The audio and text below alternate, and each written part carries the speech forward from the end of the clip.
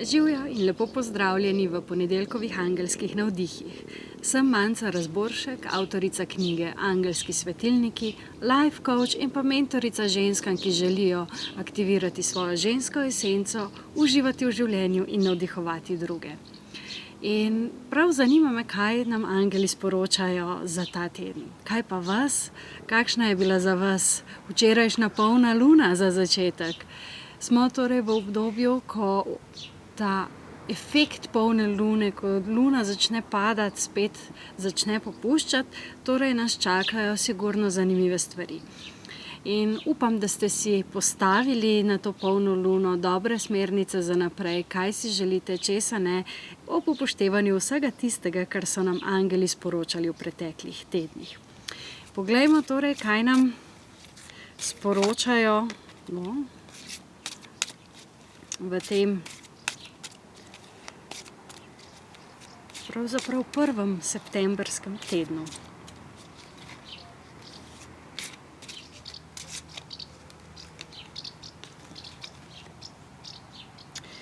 Desetica zemlje je prva karta. Desetica zemlje,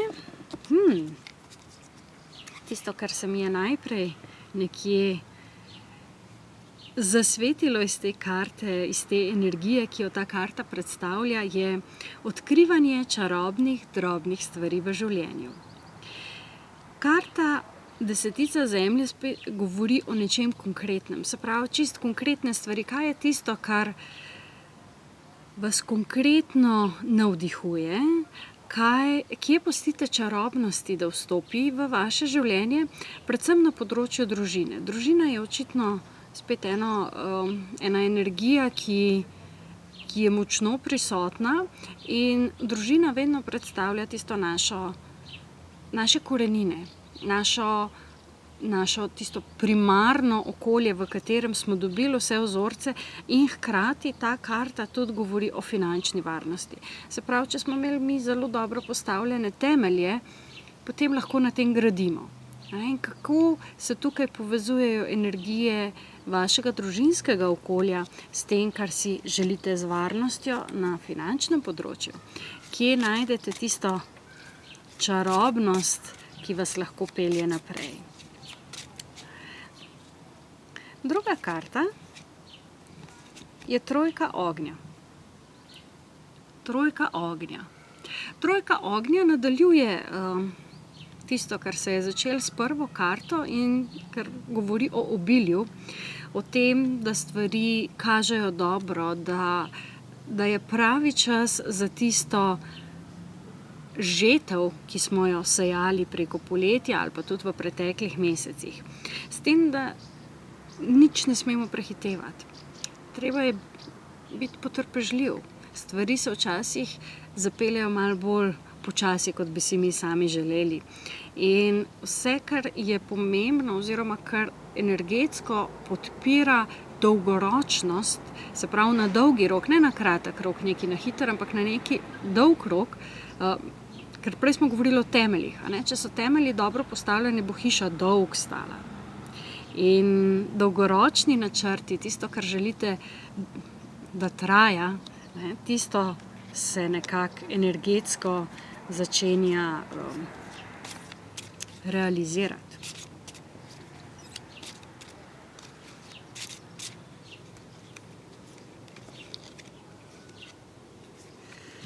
In pa sedmica ognja kot tretja karta. Sedmica ognja govori o tako imenovanem občutju asertivnosti, o tem, da je potrebno stati v svoji energiji in to zagovarjati. Nihče vam ne more očitati vaših občutkov, nihče ne more reči, da so vaši občutki napačni, če jih vi tako čutite. In to zavedanje je izredno pomembno, ko se vi za nekaj odločite, da boste temu sledili. Zato je zelo pomembno, da modro izbirate svoje bitke, da vidite, kdaj se splača z nekom spustiti v nek razgovor, pogovor, pa da recimo temu konflikt, kdaj pa ne.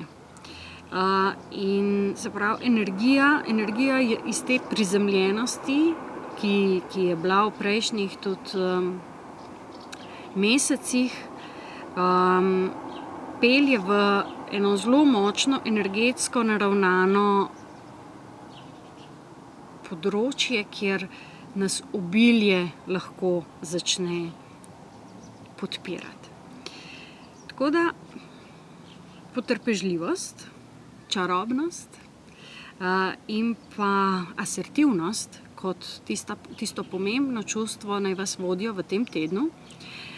Nič prehitevati, delajte tiste stvari, ki so za vas pomembne na dolgi rok, se pravi, ki so res pomembne, ne nujne, ampak pomembne. In pa stojte za svojimi odločitvami. Ne obupati, ne se prepustiti, ne spustiti stvari, da bojo šle nekam, kar bi drugi želeli, in to ni vaša izbira, ne. Tako da zajahajte svojega notranjega zmaja in se podajte na čudovito pot pustolovščin v tem tednu. To bi bilo to za ta teden. Želim vam en čudovit, z angeli navdahnjen teden. Privoščite si vsaj kratek oddih vsak dan, da greste v naravo po svoj angelski navdih. Mi pa se ponovno slišimo naslednji ponedeljek. Čau, čau. Nujno moram podeliti tole z vami. In sicer, ker se začne zdaj spet novo šolsko leto in grejo otroci v šolo, je en tak zelo lep primer tega, kako mi do sebe ustvarjamo pričakovanja. In ker so angeli v svojem navdihu govorili o obilju, bi rada z vami podelila, da zame je obilje enako blaginji. Blaginja pa lahko pride v naše življenje šele takrat, ko smo blagi sami do sebe. In blagost do sebe ni, da pričakujemo od sebe 100% popolnost, takoj, ko se lotimo kakšne zadeve. Ker tudi od šolarjev, od vseh, ki bodo šli jutri v šole, noben ne pričakuje, da bojo prvi dan pouka znali že snov celega letnika ali pa celega razreda. Ampak od sebe pa velikokrat to pričakujemo in smo preveč trdi do sebe in potem mislimo, da ko nekaj začnemo, da moramo biti že popolni. Tako da upam, da vam ta namig koristi in da res nehate se truditi biti popolni. Vsi smo na poti tja, ampak tam pa še nismo. In bodite blagi do sebe, da boste priklicali v svoje življenje blaginjo.